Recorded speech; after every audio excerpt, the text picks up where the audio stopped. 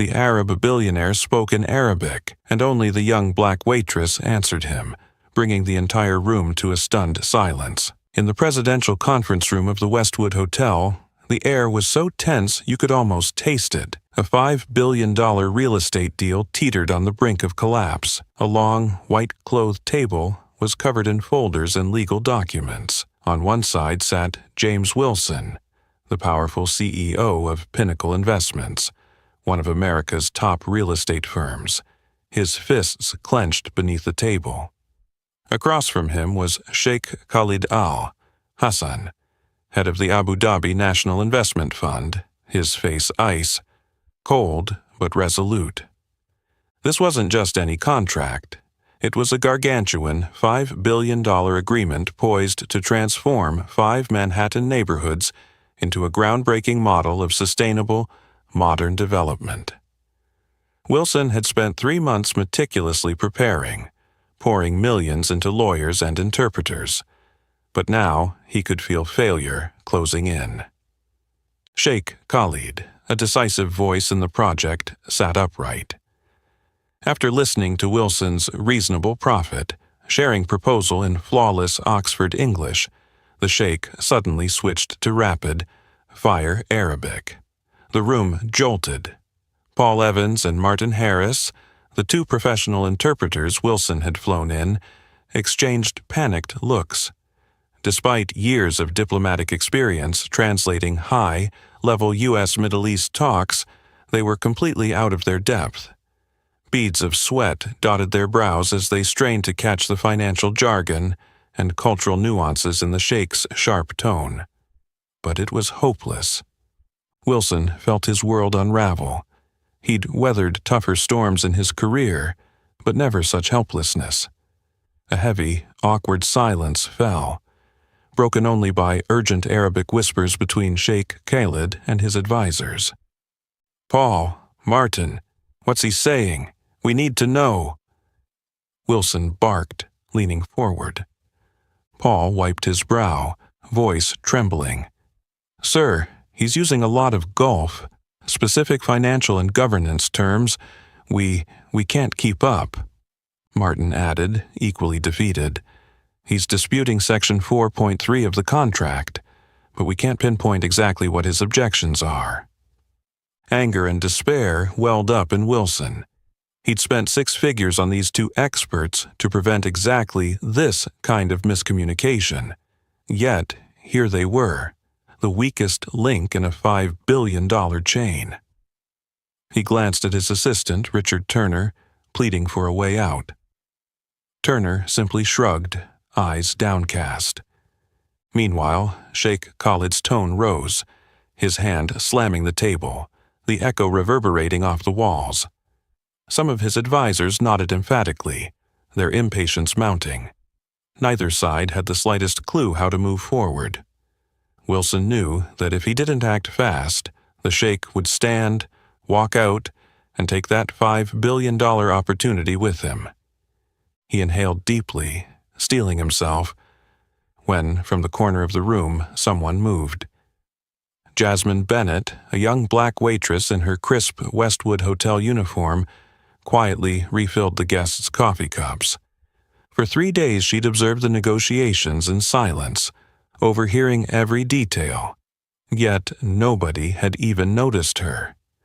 To them, Jasmine was invisible, just part of the room service. They couldn't have been more wrong. As the sheikh continued his tirade in his native tongue, Jasmine's eyes brightened with confidence. She knew exactly why the deal was faltering. And though she understood the risk she was taking, her sense of dignity and justice compelled her to act. Setting the coffee pot down softly, she stepped out of the shadows, stood tall, and drew a steady breath. In perfect, flawless Arabic, she spoke, "Your Highness Sheikh Khalid, if I may, I believe I know where this misunderstanding comes from." Instantly, the room went dead silent. Every eye, Wilson's incredulous gaze, Turner's astonished stare, even the sheikh's surprised lift of an eyebrow, fell on the petite black woman standing before them. The fate of Pinnacle Investments, that $5 billion agreement, and Wilson's own reputation now hung on her words. Never before had the Westwood Hotel's presidential suite felt so suffocating and so full of possibility. When the fluent Arabic words rang out from the corner of the luxurious boardroom, every eye in the Westwood Hotel's presidential suite swung toward Jasmine Bennett, the young black woman who had just spoken up so unexpectedly. Yet, just moments before, she had been utterly invisible to them, no more than a meaningless ornament. She stood there, petite, dressed in her crisp black and white server's uniform, each fold of fabric meticulously pressed each morning before she left her modest, run-down apartment in East New York. Her face was composed and confident, but her heart raced with anxiety. She knew perfectly well that by doing this, she'd thrust herself into the spotlight, something she'd spent years avoiding. Jasmine's gaze settled on Richard Turner, the executive vice president of Pinnacle Investments, the one person in the room she'd come to know more intimately over the past few days than anyone else. Turner was always impeccably tailored in his expensive suit, his hair slicked back to perfection, his eyes cold and calculating. But those eyes had never once looked at her with respect, not even when she'd placed a steaming cup of coffee in front of him. He never once met her glance. For 3 days, Jasmine had quietly fulfilled her role as coffee server in this opulent suite, bearing witness to the most critical negotiation in Pinnacle Investments' history. Each morning, the moment she entered, Turner would be the first to scowl and issue a disdainful reminder in a tone dripping with contempt. "Miss Bennett, move quickly and stay out of sight. I don't want our international clients thinking we employ unprofessional help in this boardroom." His words cut like an invisible slap, but Jasmine had only nodded politely and murmured, "Yes, sir." She understood that Turner's demand that she remain unseen had nothing to do with professionalism. He objected because she was a black woman standing among powerful white men. Every time Jasmine approached him, Turner would edge his chair slightly away, his eyes flashing suspicion and annoyance, as if she threatened his social standing. Each time, Jasmine's heart would squeeze in her chest, yet she pressed her lips together and quietly completed her task before slipping back into a corner where no one paid attention. Few in that room knew that the young black woman carrying coffee had graduated with a master's degree in international finance from New York University with top honors, and had spent 2 years analyzing complex global financial structures for the Abu Dhabi Investment Authority, ADIA, the very kinds of structures under discussion here. Before the 2008 financial crisis, Jasmine's life had held great promise. Her father, Joseph Bennett, a brilliant engineer at one of New York's leading construction firms, had built a stable life for their family. But the crisis shattered everything. His company collapsed, their home was foreclosed, and not long after, her father died of a stroke while Jasmine was still in Abu Dhabi. His death forced her back to the U.S., cutting short her career to care for her ailing mother and younger sister. Back in New York, Jasmine faced a brutal reality. No one wanted to hire a black woman, no matter her qualifications. She sent hundreds of job applications to banks, investment funds, and financial firms of every size, only to be met with polite rejections or skeptical glances that judged her by her skin and her background. In desperation, she took a job as a server at the Westwood Hotel, far below her skill level, but it paid the bills and allowed her to pursue a PhD in international finance at Columbia University. What Jasmine never expected was that this humble job would bring her closer to the $5 billion real estate negotiation, where her true expertise would be the crucial factor. Back in the present, the presidential suite fell utterly silent after Jasmine spoke. Turner's face twisted with disbelief and anger as he sprang to his feet. "Miss Bennet, what do you think you're doing? This is no time for games. Leave this room at once and get back to serving coffee." His words were a knife's edge. Yet Jasmine stood tall, chin raised, meeting his gaze without a tremor. "Mr. Turner, I'm not joking. I understand this negotiation, and I understand exactly why Sheikh Khalid is dissatisfied. I only want to help." Turner scoffed, a sneer of condescension on his lips. "Help? You're just a coffee server. What could you possibly know about a $5 billion deal? Either you're arrogantly deluded, or you've lost your mind." Wilson, still stunned, held up a hand to restrain Turner, his eyes fixed on Jasmine, a mixture of curiosity and skepticism in his gaze. "Wait, Richard. Let her speak." Wilson's interjection made Turner hesitate, though his contemptuous glare remained. Jasmine drew a steadying breath, determined to prove she was no longer invisible. She knew in that moment that her fight against prejudice had truly begun, and that this was the moment that could change everything. The atmosphere in the Westwood Hotel's presidential suite grew even tenser after Jasmine's unexpected declaration. She stood there, steady as a rock, amid the storm, sweeping through this $5 billion negotiation, her sharp yet calm eyes scanning the faces still reeling from what they'd just heard. Across the table, Sheikh Khalid Al-Hassan, the hard-faced Arab billionaire, leaned back in his chair, his expression shifting instantly from irritation to marked curiosity. He signaled his advisors to fall silent and waited for Jasmine to elaborate.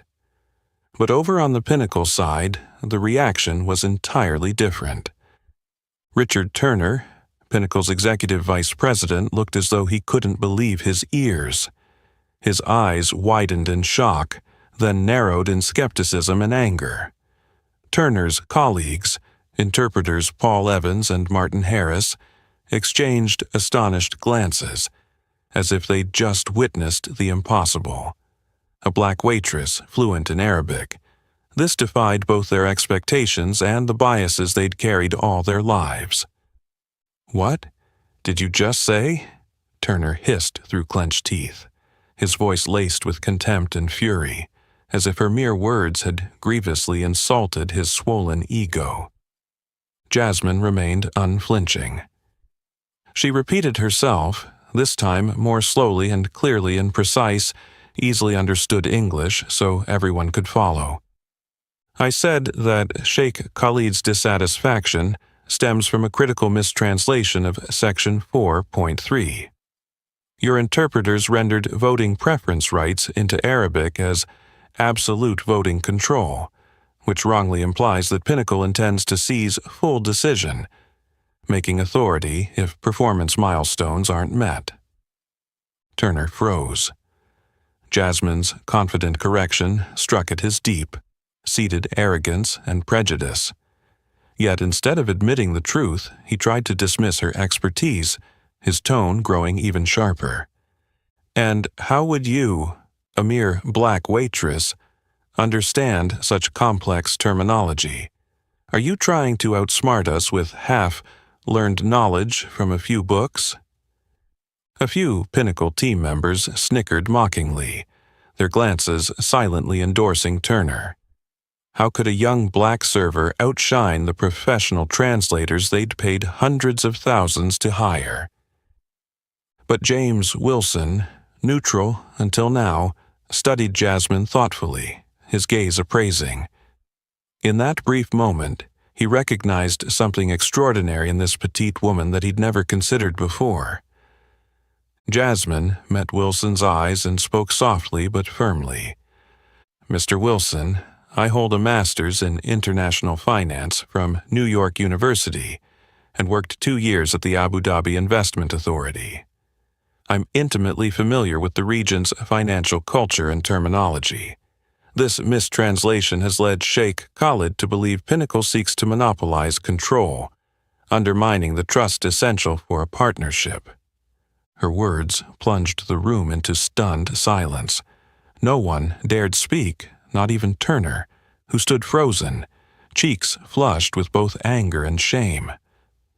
Sheikh Khalid, who had listened quietly until now, spoke at last in his deep, measured voice. "Ms. Bennett is correct. That error has sown our doubts about Pinnacle Investments' true intentions." Then he turned to Jasmine with newfound respect. "I am impressed by your skill and expertise, Miss Bennett. How is it that someone of your qualifications is here serving coffee at this meeting?" For a moment Jasmine hesitated, then offered a polite, composed smile. "After the financial crisis, my family fell on hard times. My father passed away suddenly, and I returned from Abu Dhabi to care for my ill mother and younger sister. To support them and continue my doctoral studies at Columbia, I took this job, Your Highness." Her simple explanation filled the room with a different kind of silence, one of awe and respect from Sheikh Khalid, a flicker of embarrassment from Wilson, and stunned discomfort from Turner and the Pinnacle team. Finally, Wilson broke the silence, his voice tinged with genuine respect. "Your Highness, with your permission, I propose Ms. Bennett join our negotiation team to help clarify these misunderstandings." Sheikh Khalid nodded approvingly. "I fully agree. This is the first step toward restoring mutual trust." In that moment, Jasmine felt the shift in the room. She had stepped out of the shadows of invisibility, not by anyone's benevolence, but through the true competence she'd quietly honed through hardship. Yet she knew this was only the beginning. The real battle to dismantle prejudice and earn recognition still lay ahead. The moment Sheikh Khalid looked at Jasmine with respectful eyes, everyone in the Westwood Hotel's presidential suite seemed to recognize the seismic shift that had just occurred. Yet Jasmine knew this was only the beginning of a much longer, tougher battle.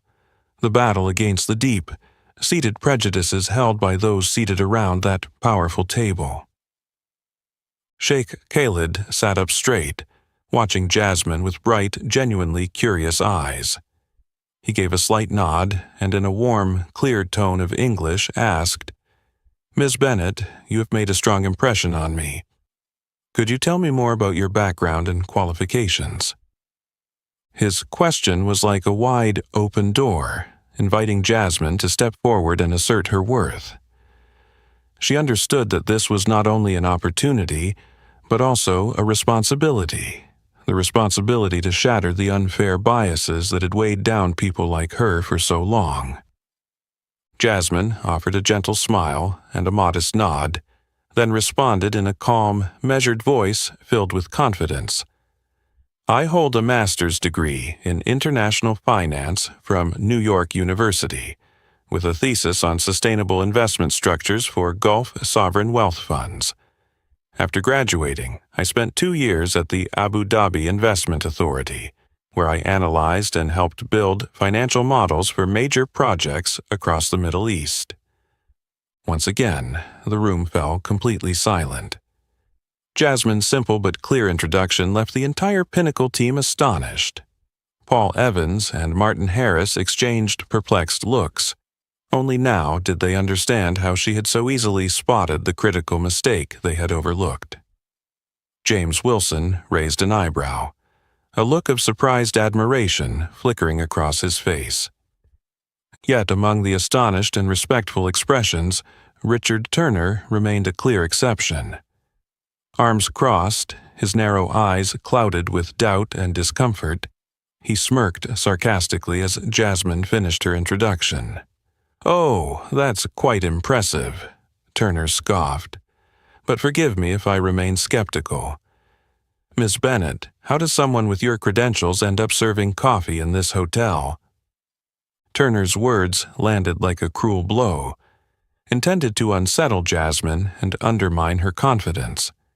A few members of the Pinnacle team averted their eyes, clearly uncomfortable with his question, yet no one spoke up to defend her. Jasmine took a deep breath, keeping her gaze steady even as her heart pounded. She understood Turner's intention. He wanted her to lose her composure, to appear weak or uncertain, proving that she didn't belong here. "My father passed away suddenly," Jasmine replied evenly, her voice unwavering.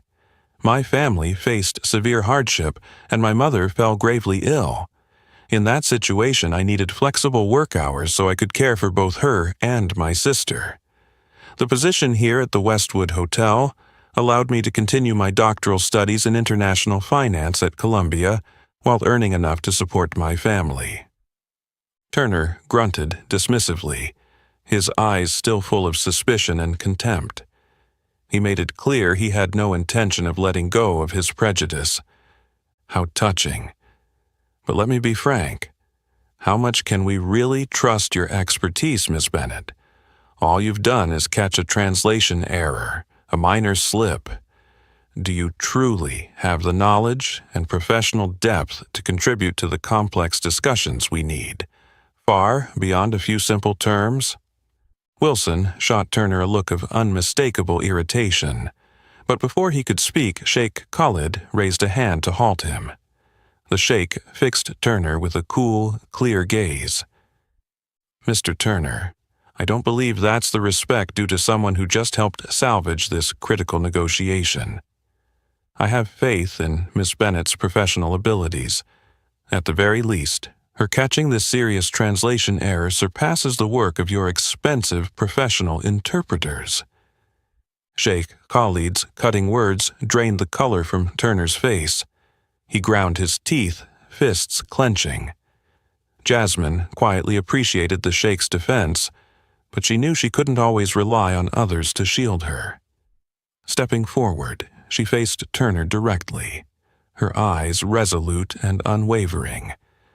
"Mr. Turner, I understand why you're doubtful, but I believe a person's value shouldn't be judged by their current job or their skin color. I'm not here to beg for your trust. I only ask that you judge me by my abilities, not by the unwarranted stereotypes you impose." Silence enveloped the room once more. Turner was speechless, anger and shame flickering across his face. Sheikh Khalid nodded in approval, and Wilson stood, speaking slowly and decisively. "I think we've wasted too much time on baseless debates.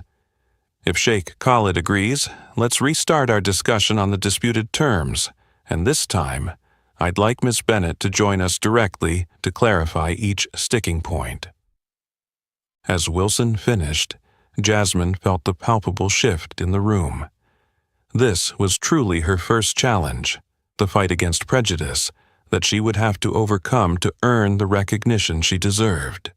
The air in the Westwood Hotel's presidential suite grew ever more oppressive, as if each breath had to push through an invisible barrier of suspicion, prejudice, and tension. The moment James Wilson invited Jasmine Bennett to join them in clarifying the disputed terms, he realized this was more than a business decision. It was a test of all the values he had ever claimed to uphold. Wilson's gaze flicked involuntarily from Jasmine to his team of interpreters, Paul Evans and Martin Harris, two middle-aged white men he had long trusted as his safe go-to experts. They'd once been celebrated in diplomatic circles and lauded by major partners. Yet here they were, failing to handle the specialized terminology and causing the very misunderstanding that nearly derailed the $5 billion deal. In his mind, he still heard Jasmine's confident words echoing. But alongside them, he heard the fierce voice of his own buried prejudices, biases he realized he had never truly confronted. At that moment, Sheikh Khalid lifted his hand, breaking the hush that had settled over the room. His eyes, steady and resolute, locked on Jasmine, and his commanding voice rang out clearly. "Mr. Wilson, I would like Miss Bennett to take a seat at the negotiation table with us. I trust she has the skill and understanding to help us resolve these misunderstandings. That is the best way to proceed with today's meeting." The Sheikh's unexpected proposal stunned everyone. Paul and Martin exchanged panicked looks. Richard Turner reacted instantly, his tone sharp with barely concealed anger. "Your Highness, I respect your opinion, but I must object. This is no time to gamble by bringing an unvetted server into a $5 billion negotiation. Doing so turns this crucial meeting into a farce." Sheikh Khalid met Turner's outburst with a cold, stern gaze.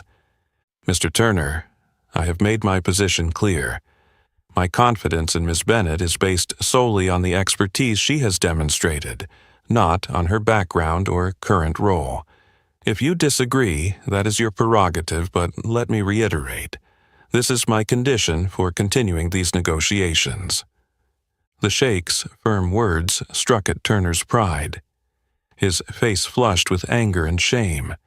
He turned to Wilson, his voice laced with disappointment. "James, are you really going to trust her?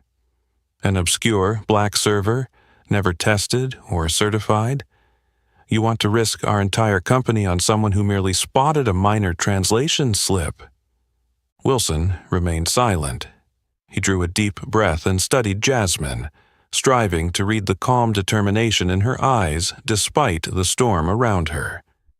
She stood proud and composed amid those prejudiced, doubting glances, never flinching, never yielding to Turner's crude attacks.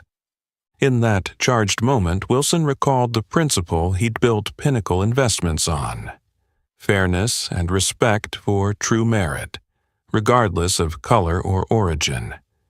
Yet he'd never been truly tested on that belief until now. Finally, Wilson straightened, looking Turner in the eye. His voice was steady but firm. "Richard, the professional interpreters we hired made the critical mistake that almost cost us this deal. I cannot continue to entrust our success to a team that has proven its shortcomings. I want to give Miss Bennett a fair chance to demonstrate her capabilities." Turner froze, his fists clenching tremulously as he fought to suppress rising rage. "You're making a huge mistake, James. You'll regret this decision." Wilson did not respond to the threat. Instead, he turned to Jasmine and spoke with symbolic warmth. "Miss Bennett, please join us at the table. I hope your presence will help us resolve the remaining issues." Jasmine nodded softly, then calmly stepped forward and took a seat between Wilson and Sheikh Khalid. Her eyes remained serene, though her heart pounded. She knew this was the most pivotal moment of her career. Turner stood unmoving, fury and resentment blazing in his eyes over being sidelined. He realized that his power and prestige at Pinnacle were now on shaky ground, all because of someone he had never respected. An ordinary server, a black woman who had suddenly become the focus of this historic negotiation. As Jasmine settled into her chair, she felt the Sheikh's trusting gaze, Wilson's expectant look, and Turner's burning hostility. She understood that her greatest challenge lay not in jargon or finance, but in breaking down the invisible wall of prejudice Turner and others had built over decades. And she knew her fight had only just begun. The moment Jasmine settled into the plush leather chair at the conference table, a heavy, meaningful silence fell over the Westwood Hotel's presidential suite. This was more than just a change of seats. It marked a decisive turning point, a shift in power and prejudice laid bare for all to see. Jasmine felt every eye on her, Sheikh Khalid's trusting gaze, Wilson's cautious but hopeful look, and above all, Richard Turner's icy, challenging stare. Turner remained rigid beside the table, his eyes narrowing into slits of resentment. Clearly, he could not accept that Jasmine had claimed a seat meant for Pinnacle's white professional interpreters. Suppressing his anger, he vowed to find any flaw in her expertise. Just one small mistake would be enough to cast her back into the shadows of invisibility. Sheikh Khalid gently reopened the discussion with a deep, technical question in Arabic, his eyes fixed on Jasmine as though testing her true ability.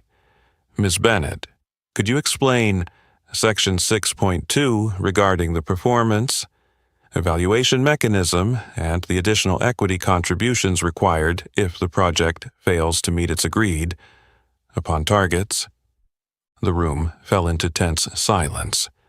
Jasmine caught Turner's scornful glance. He was clearly waiting for her to falter so he could pounce.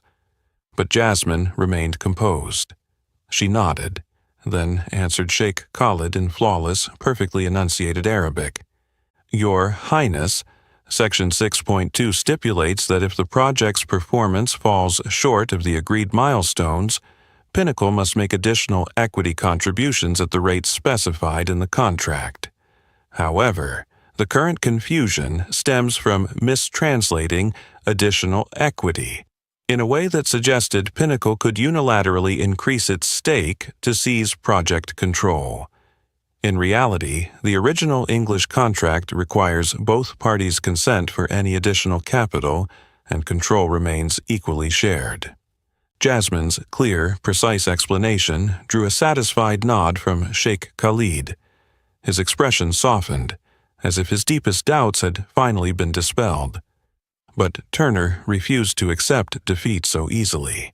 He interrupted sharply, his tone openly challenging. Ms. Bennett, that sounds convincing, but are you absolutely certain your understanding of these Arabic financial terms is correct? I think we'd best verify before moving on. Unfazed, Jasmine switched to clear, confident English, loud enough for everyone to hear. Mr. Turner, I am completely certain of my interpretation. It's not just linguistic fluency. It's grounded in my hands, on experience at the Abu Dhabi Investment Authority, where I helped structure similar financial models.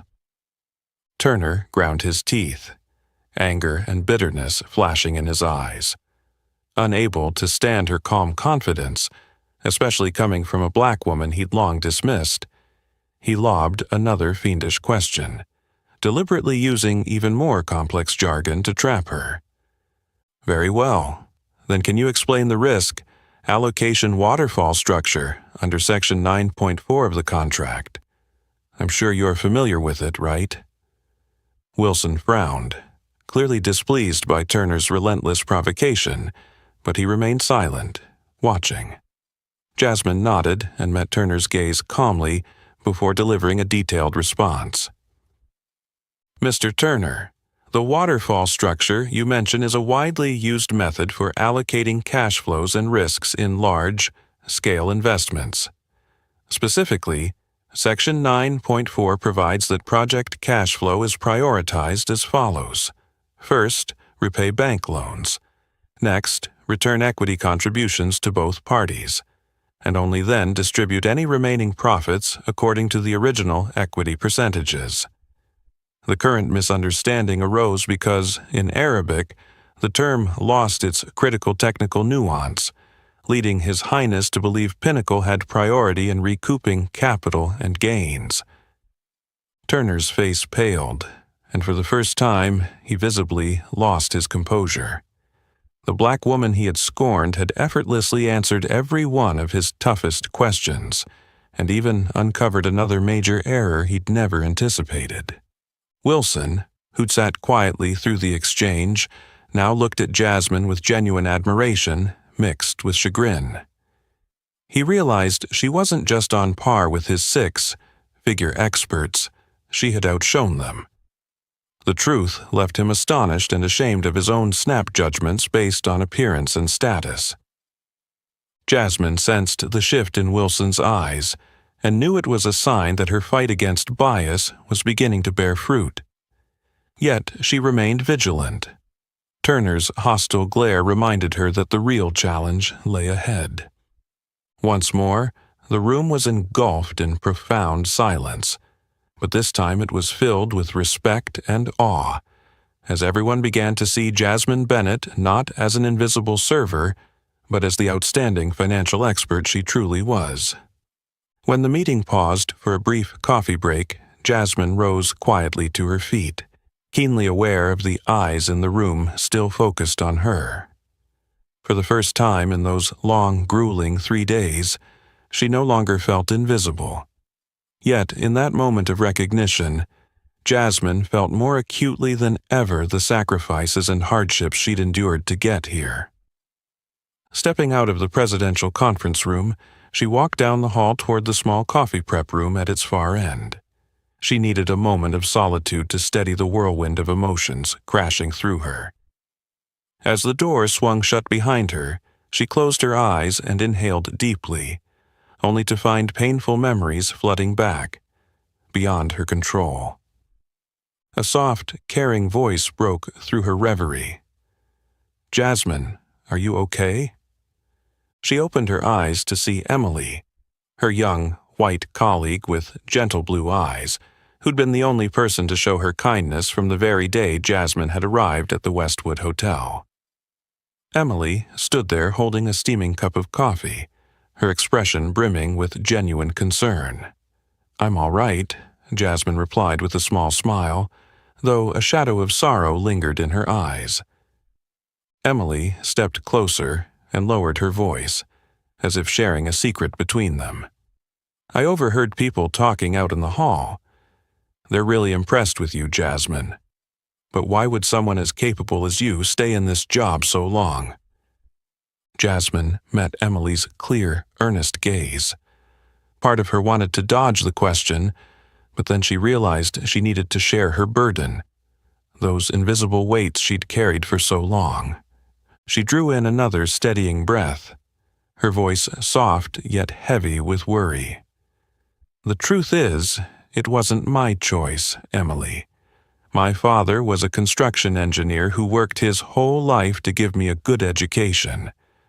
But the 2008 financial crisis took everything from us: his job, our home, and finally his health. Back then, I was working at the Abu Dhabi Investment Authority when he suddenly died of a stroke. I had to rush back to the States to care for my ill mother and support my little sister, who was still in school.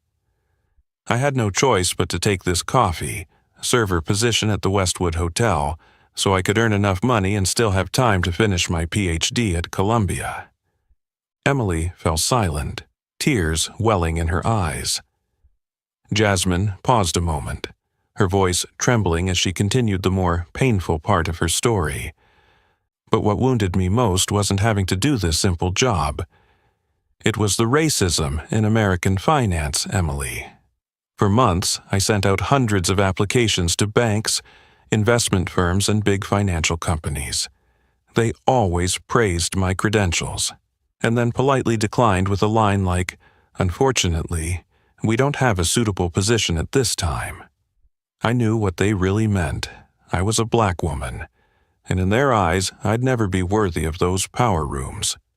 Emily gasped, tears now streaming freely down her cheeks. Her voice shook with emotion.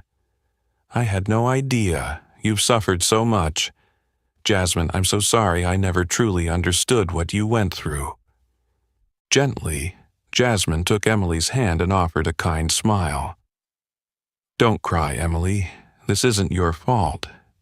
But I want you to know that the battle I'm fighting today, in that room full of powerful people, is the same fight millions like me wage every single day. It's not just my story. It's a struggle against a society that judges people by their skin color and background instead of their true abilities." Wiping away her tears, Emily's expression shifted from sympathy to fierce resolve. "Jasmine, you're not alone anymore. I may not be able to change the whole world overnight, but I'll do everything I can to support you. I'll stand by your side in the days ahead, no matter what happens." Looking into Emily's determined eyes, Jasmine felt a warmth, a solidarity and trust she hadn't known in years. It gave her newfound strength, knowing she was no longer fighting only for herself, but for all those marginalized by prejudice and discrimination. "Thank you, Emily. You have no idea what this means to me," Jasmine said softly, gratitude shining in her eyes. The two women stood together in that small room, sharing a quiet moment that would change both their lives forever. Jasmine knew the greatest challenges still lay ahead, but now she would face them knowing she was not alone. When Jasmine and Emily returned to the Westwood Hotel's presidential suite, Jasmine immediately sensed how different everyone's expressions were now. Some regarded her with discreet admiration, others still wore cautious, wary looks, and most striking of all was Richard Turner's gaze, cold, cutting, brimming with resentment. Jasmine knew the hardest battle lay ahead, and that Turner wouldn't give up easily. As everyone settled into their seats, Sheikh Khalid calmly restarted the meeting with his usual composed courtesy. Yet Jasmine felt the tension still hanging heavy in the air. She wondered if she had the strength to face the challenges to come. Across the table, Turner discreetly pulled his phone from his suit pocket, planning to slip into the hallway once the meeting began. His hands trembled with stress and anger as he quickly dialed the admissions office at New York University, where Jasmine claimed to have earned her master's degree. He spoke quietly as someone answered. "I'm Richard Turner, EVP at Pinnacle Investments. I need to verify one Jasmine Bennett. There's reason to doubt her credentials."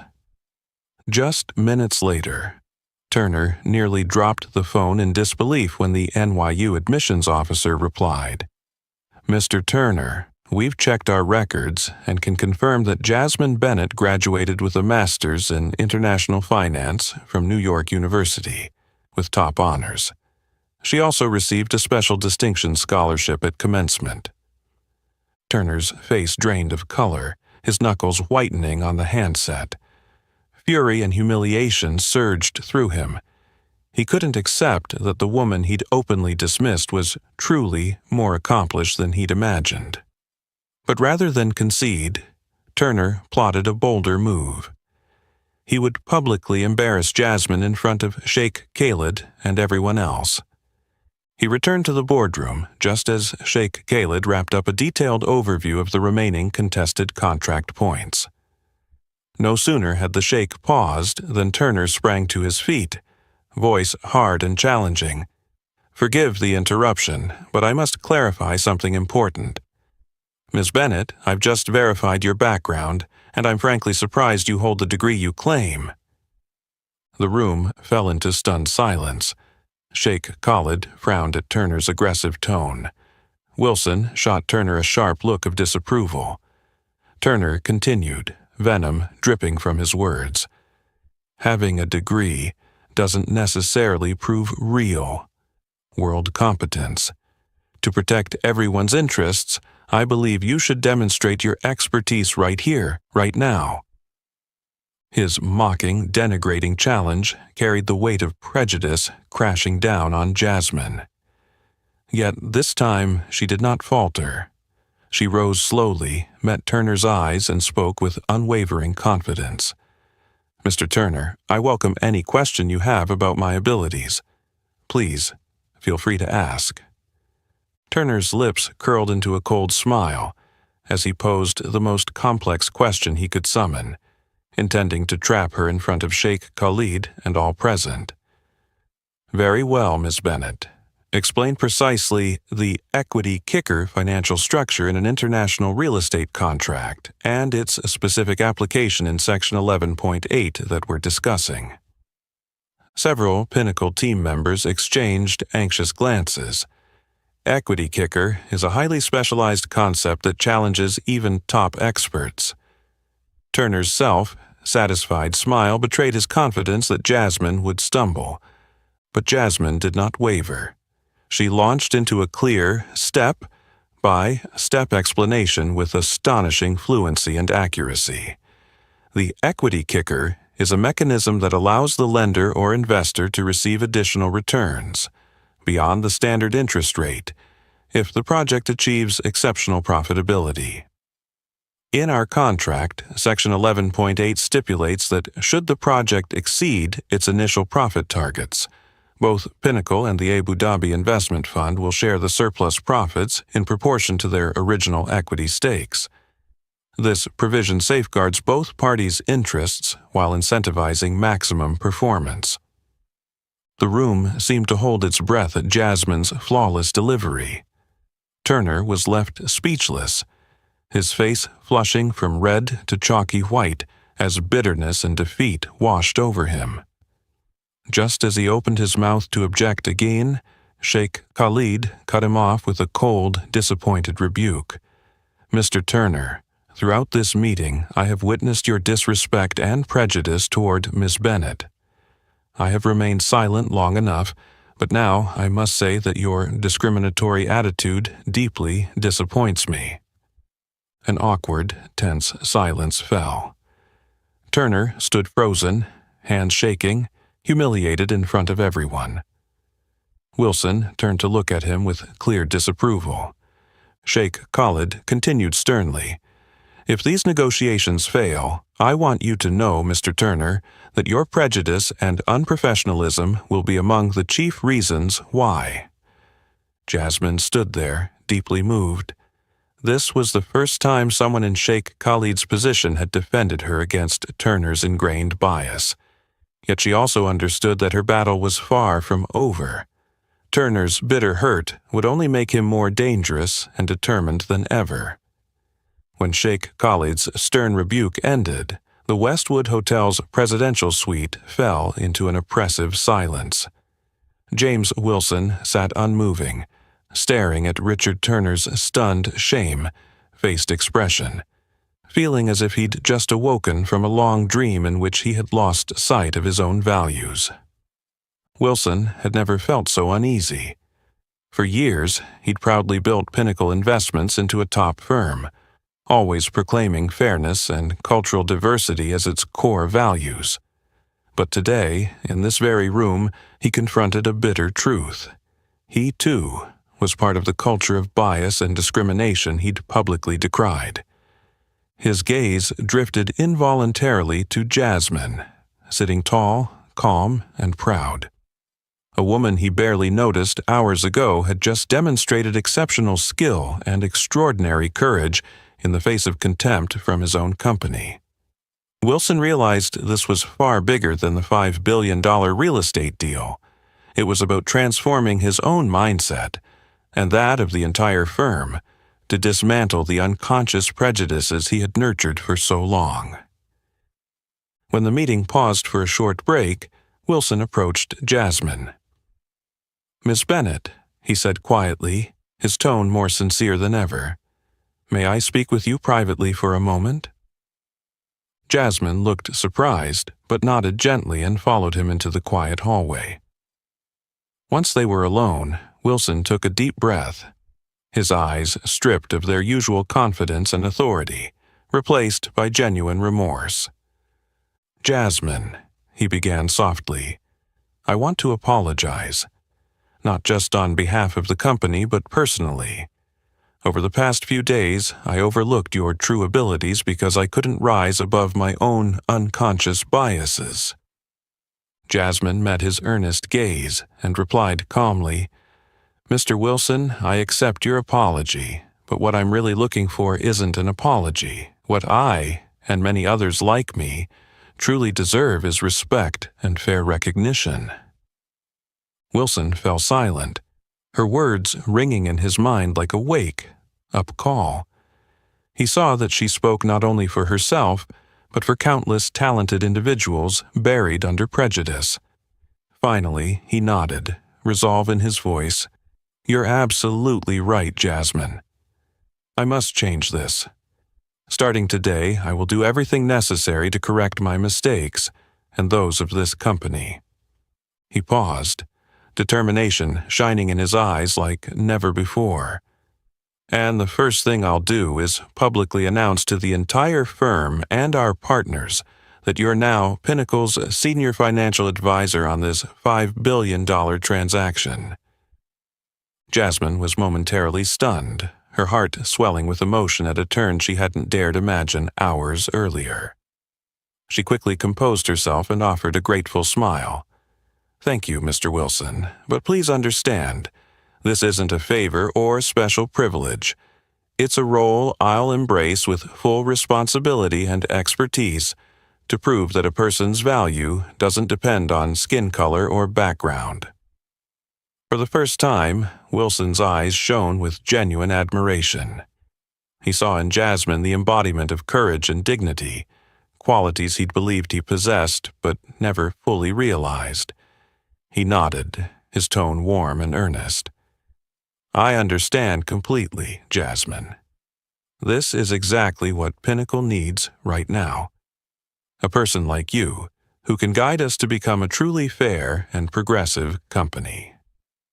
They stood together in the hallway, the silence between them filled with profound understanding that transcended words.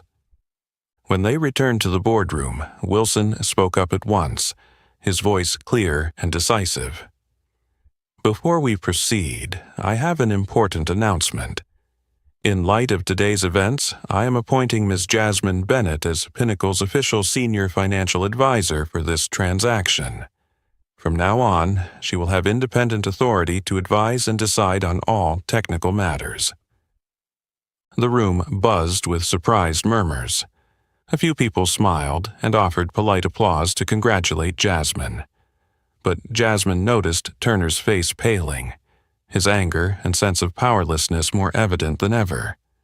She knew that, although she'd won a significant victory, Turner would not give up easily.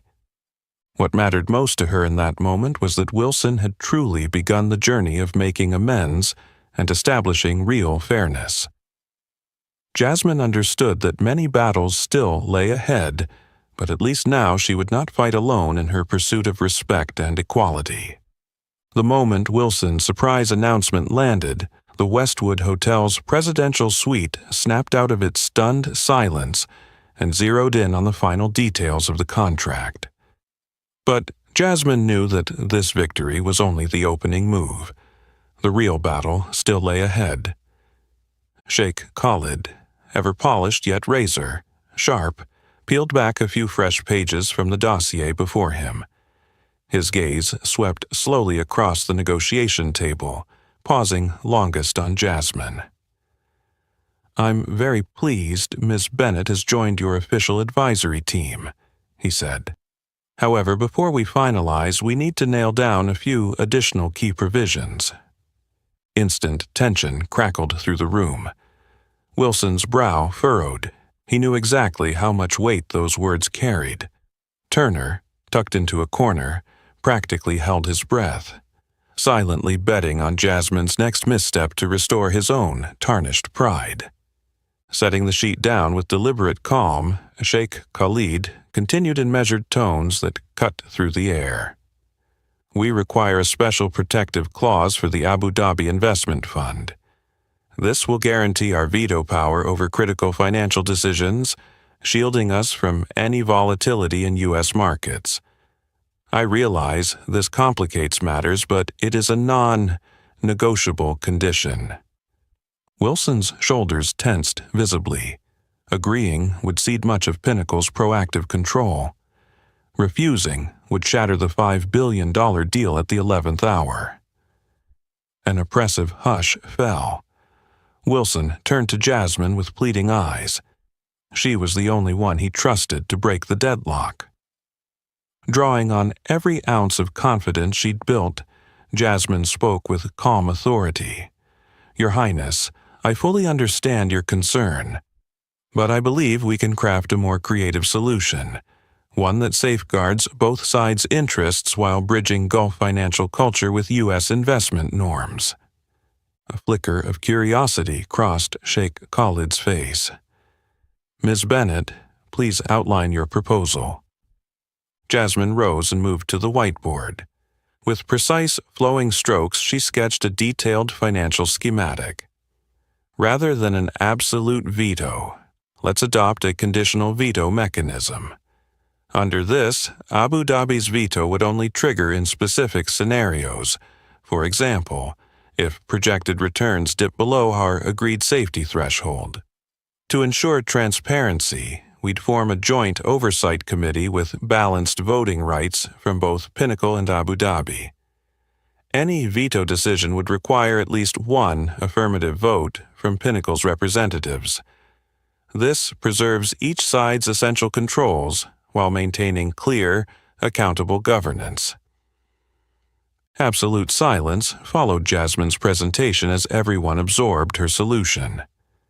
Wilson studied the board, visibly impressed. He'd never imagined a fix that was both so elegant and culturally attuned. Turner's face drained of color. Once again, Jasmine had outshone his every expectation, neutralizing his final attack.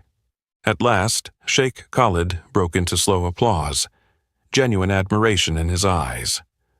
"Remarkable, Miss Bennett. I have met many international finance experts, but few can devise such a nuanced, precise solution so swiftly. This proposal satisfies our requirements and preserves the spirit of equal partnership." He turned to Wilson with determination. "I will sign this contract today on one last condition." Wilson leaned forward. "What is that, Your Highness?" Sheikh Khalid's gaze locked onto Jasmine. "Ms. Jasmine Bennett must be the project's lead advisor. I need assurance that every subsequent decision will involve her active hands on participation. Only then can I confidently sign." The room collectively held its breath at this declaration. Turner seemed ready to collapse.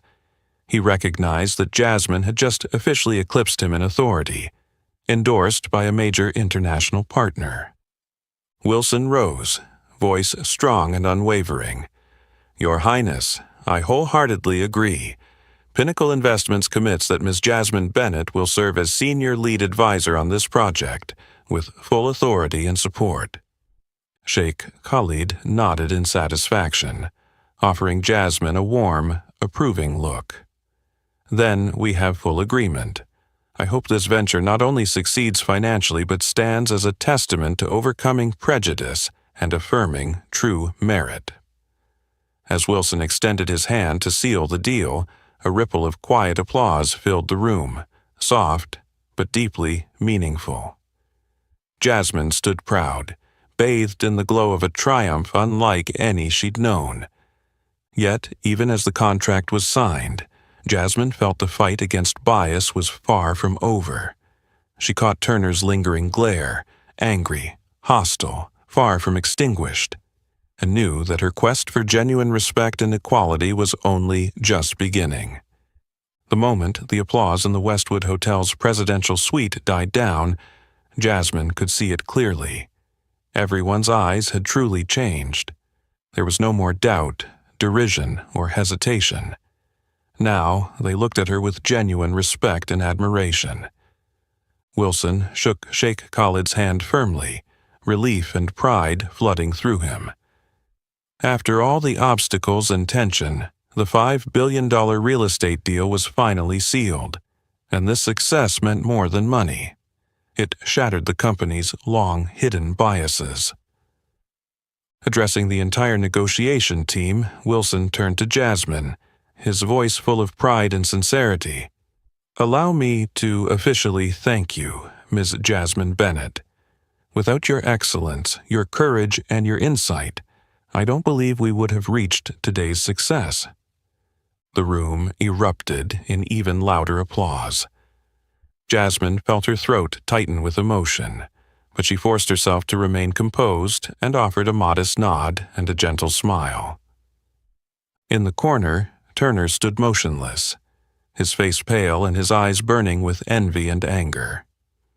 He knew his position at Pinnacle was now seriously threatened, and the woman he'd once dismissed had far surpassed him, both in title and in the respect she commanded.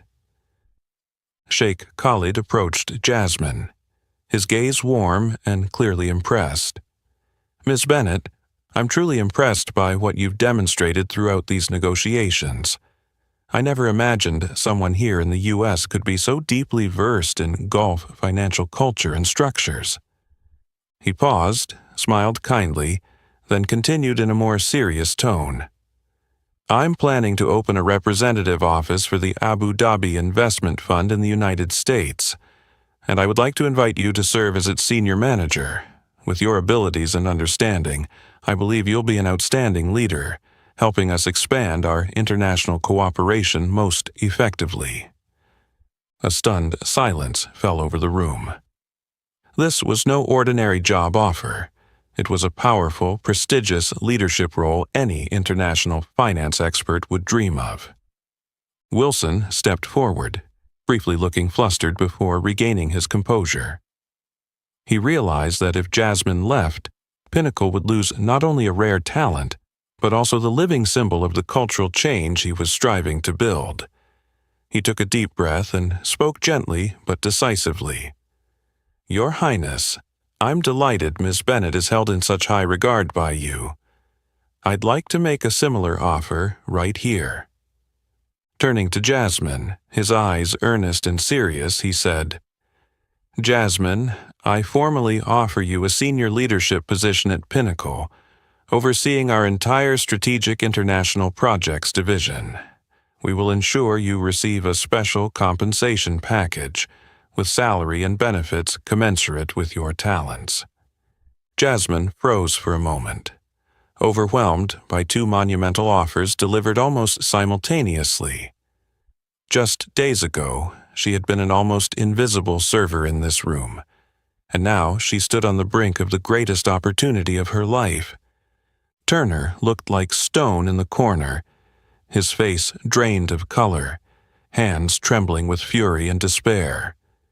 He understood that Jasmine's resounding victory today was his own humiliating defeat, and there was nothing he could do to change it. Meanwhile, Sheikh Khalid regarded Jasmine with a friendly smile and gentle words. "I know this is a big decision for you, Miss Bennet, but whatever you choose, I have every confidence you will achieve even greater success." Wilson nodded in agreement. "I fully support that. Whether you stay with Pinnacle or join His Highness's team, you will have our full backing." The room fell silent once more, all eyes fixed on Jasmine, waiting for her decision. She inhaled deeply and spoke calmly, yet proudly. "I'm deeply grateful for the trust and incredible opportunities you've both offered. This is more than a turning point in my career. It's a testament that a person's ability is not determined by race or background. I will take the time to consider carefully before making my final decision.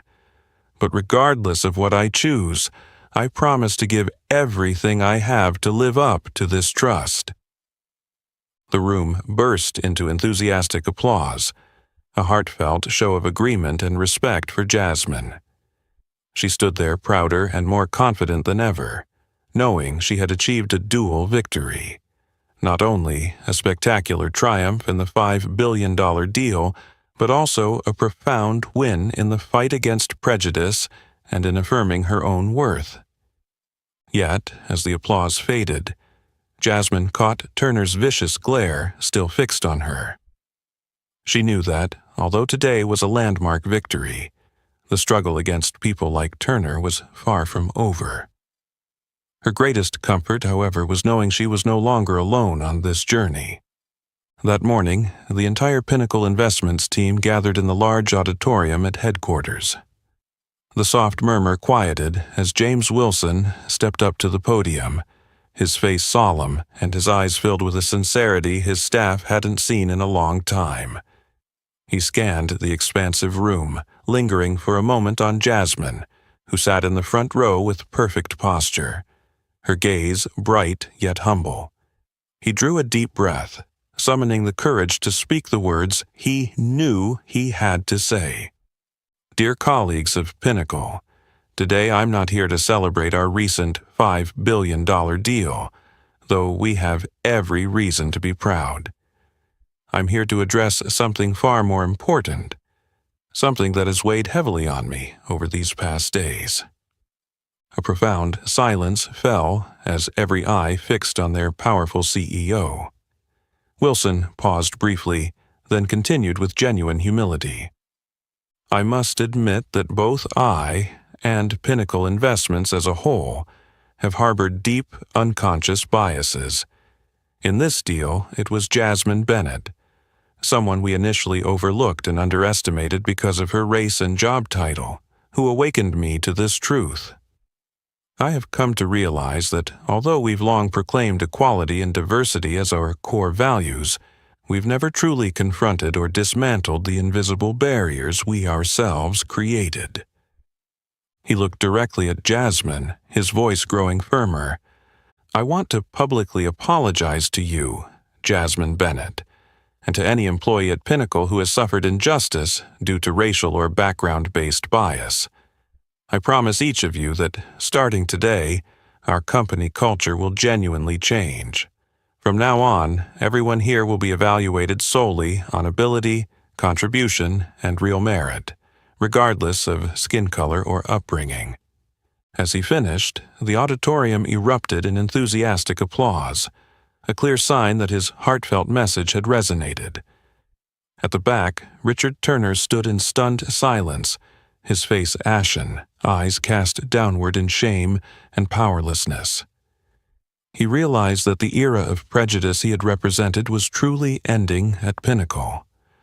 Wilson turned to Jasmine and signaled for her to join him at the podium.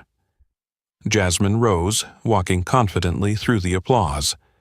Standing before the microphone, she swept her gaze across the audience, feeling a profound sense of responsibility fill her heart.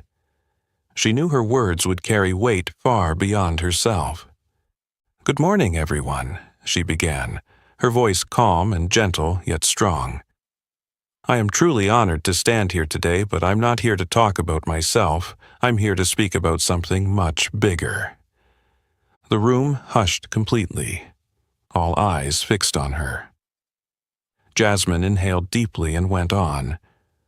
"For years, I lived in the shadows of bias and discrimination. I know the bitter feeling of seeing my efforts, skills, and qualifications go unrecognized simply because of my skin color and background. But I also know I'm not alone. Countless people still endure the same every day." She paused, her eyes growing softer yet more resolute.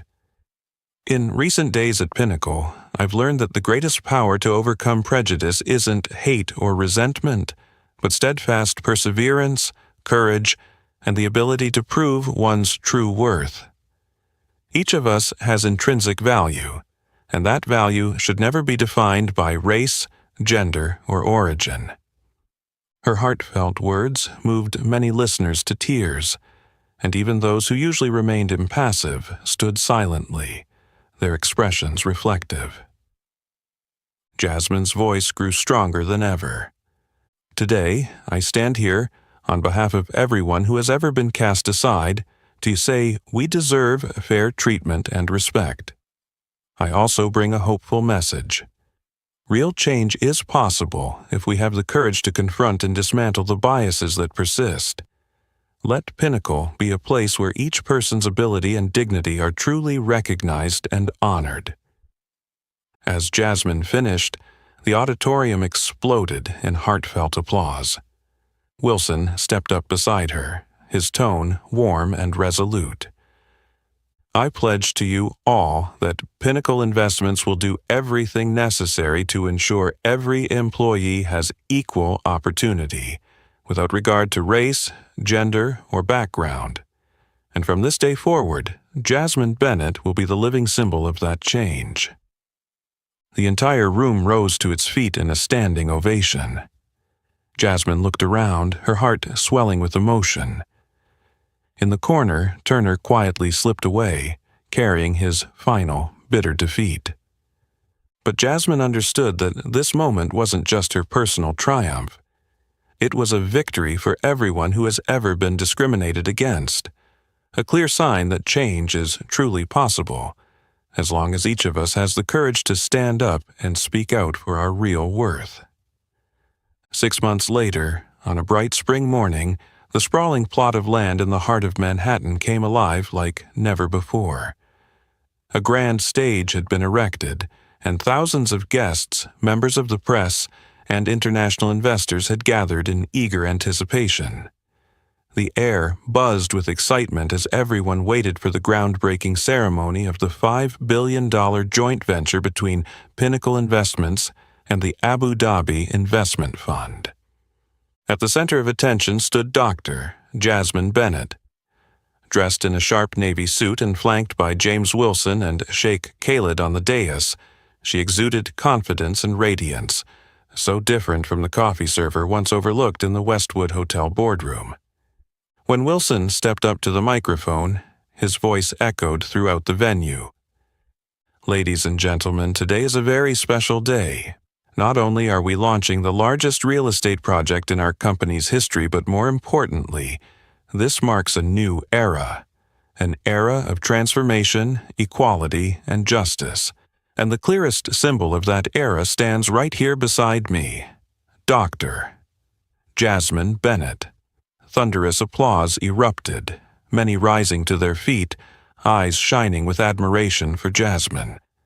Sheikh Khalid offered a warm smile and polite applause, his expression reflecting both pride and satisfaction at the woman who had overcome every prejudice to become such an exceptional leader.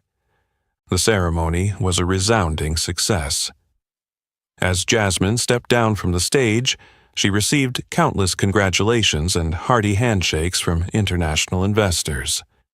Yet, even in that triumphant moment, her gaze caught sight of Richard Turner standing alone in the distance. No longer holding any power at Pinnacle, his face was heavy with disappointment and bitterness.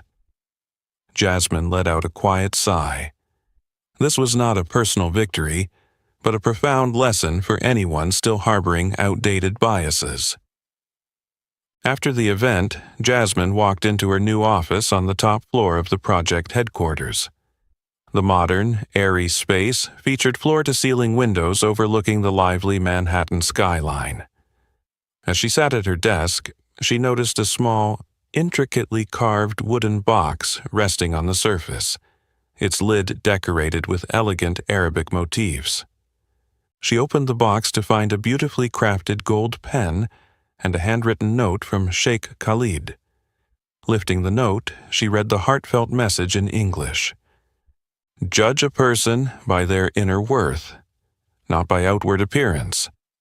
With deep respect and admiration for Dr. Jasmine Bennett, who has taught us all an important lesson."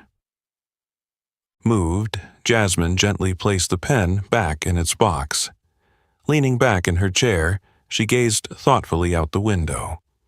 In that quiet moment, she reflected on her journey, from the bitter days of repeated rejections based on her skin color, to serving coffee to support her family, and finally to earning the recognition and respect she deserved today. But Jasmine also knew that today's success was bigger than her alone. It was a beacon of hope, a powerful reminder to everyone facing injustice and discrimination.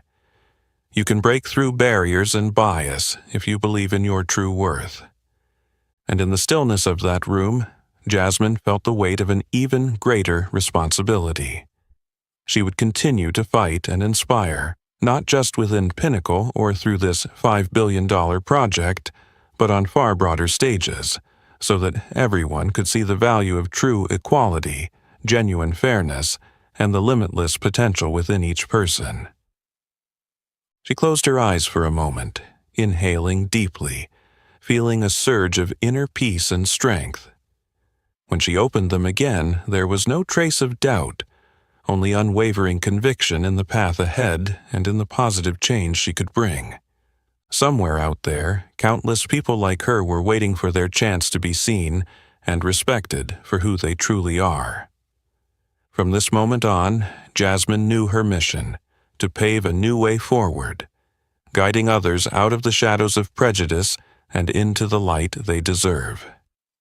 Jasmine rose and walked to the expansive window, her face alight with confidence and hope, as she looked toward the future that stretched out before her. She smiled, understanding that today was not just her new beginning, but the starting point for far-reaching, transformative change she believed would ripple through the world, creating a fairer place for us all. What do you think of Dr. Jasmine Bennett's inspiring journey? Have you ever witnessed or experienced a situation like hers in your work or life? Share your thoughts and experiences in the comments below. Don't forget to hit like, share this story with friends and family to spread the message of fairness and equality, and subscribe so you won't miss our next meaningful stories. Thank you for listening and joining us on this journey. See you in the next video.